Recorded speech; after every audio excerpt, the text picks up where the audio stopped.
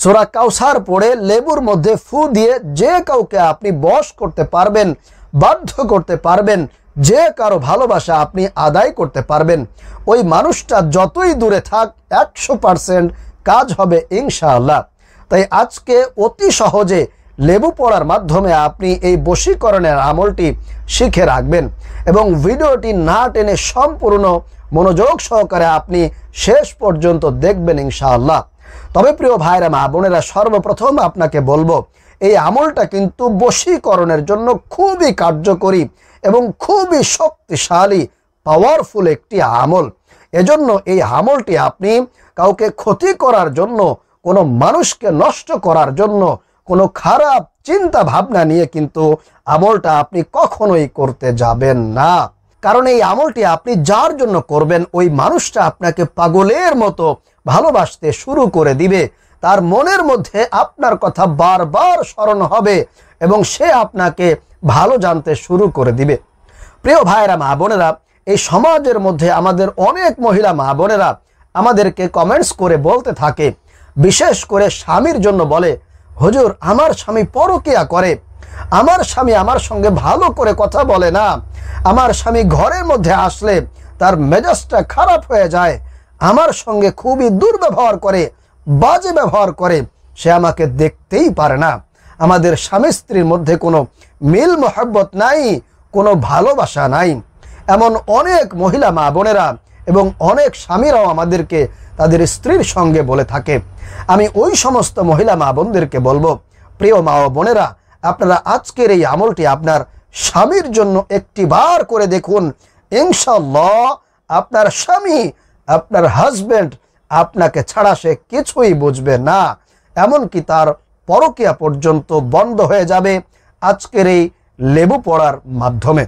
প্রিয় ভাইয়েরা মা বোনেরা, এই আমলটি আপনারা যে কোনো জায়েজ ভালোবাসার ক্ষেত্রে করতে পারবেন, এমনকি আপনার শত্রুর জন্য চাইলেও আপনি করতে পারবেন এবং আপনার অফিসের বস যিনি আছেন সে যদি আপনার সঙ্গে কোনো খারাপ আচরণ করে থাকে, দুর্ব্যবহার করে থাকে, তাহলে আপনার সেই বসকে আপনার বাধ্য করার জন্য, আপনার নিয়ন্ত্রণে আনার জন্য আপনি কিন্তু এই আমলটা করতে পারবেন।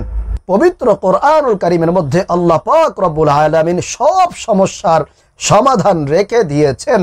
আল্লাহ বলেন, ওয়ানাজ্জালনা আলাইকাল কিতাবা তিবয়ানাল লিকুল্লি শাই।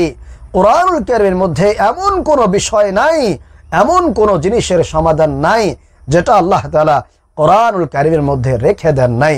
সুবহানাল্লাহ, আল্লাহু আকবার।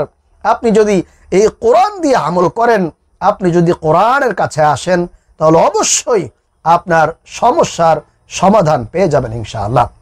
প্রিয় ভাইরা মা বোনেরা, তাহলে আর কাল বিলম্ব না করে চলুন আপনাদেরকে সম্পূর্ণ আমলটা শিখিয়ে দেই। তবে তার আগে বলবো, আপনি যদি আমাদের এই চ্যানেলে নতুন এসে থাকেন তাহলে অবশ্যই দয়া করে চ্যানেলটি সাবস্ক্রাইব করে দিবেন এবং ভিডিওতে একটি লাইক দিবেন। এই আমলটি করার জন্য সর্বপ্রথম আপনাকে ভালো দেখে একটা লেবু সংগ্রহ করতে হবে, বাজার থেকে কিনে আনতে হবে। লেবুটা আনার পরে আপনি 1 নম্বরে ওযু করে পবিত্রতা অর্জন করে নেবেন।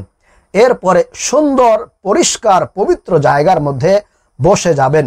বসার পরে আপনার সেই লেবুটা আপনার সামনে রাখবেন। রেখে আপনি 2 নম্বরে 3 বার ইস্তিগফার পাঠ করবেন।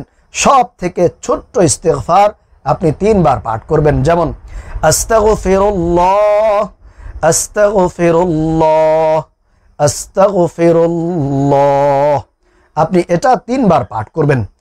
এরপরে প্রিয় ভাইরা মা বোনেরা, আপনি 3 বার নামাজের দুরুদ, দুরুদে ইব্রাহিম আপনি 3 বার পাঠ করবেন। আপনারা যেহেতু সকলেই পারেন, জানেন, এজন্য আমি আর আপনাদেরকে দুরুদে ইব্রাহিমটা বলছি না।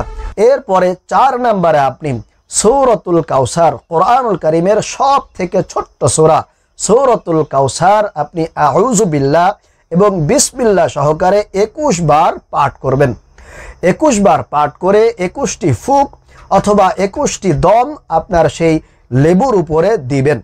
আর অবশ্যই দম দেওয়ার পূর্বে আপনি এই আমলটি যার জন্য করতেছেন, আপনার স্বামীর জন্য করে থাকলে অবশ্যই আপনার স্বামীর কথাটা আল্লাহর কাছে বলবেন যে, আল্লাহ আমার স্বামীকে আমার বাধ্য করে দাও, আমার বশ করে দাও, আমার অনুগত করে দাও, সে আমার যাতে সব কথা শুনে, আমাকে ভালো জানে, আমাকে ভালোবাসে, এরকমটা স্বামীর ব্যাপারে বলে আপনি লেবুর উপরে ফুঁক দিবেন। আর অবশ্যই আপনি প্রত্যেকবার পড়বেন এবং প্রত্যেকবারই লেবুর উপরে ফু দিবেন। তবে প্রথমে আপনি আউযু বিল্লাহ এবং বিসমিল্লাহ সহকারে সূরাতুল কাউসার পাঠ করবেন, কিন্তু পরবর্তীতে দ্বিতীয়বার থেকে আপনি আর আউযু বিল্লাহ বলবেন না, শুধুমাত্র বিসমিল্লাহ বলে আপনি সূরাতুল কাউসার পাঠ করে লেবুর মধ্যে আপনার স্বামীর নাম নিয়ে, আপনার স্বামীর কথা বলে, অর্থাৎ যার জন্য করবেন তার কথা বলে আপনি লেবুতে ফু দিবেন। আমি আপনাদেরকে দেখিয়ে দিচ্ছি আপনারা কিভাবে পাঠ করবেন।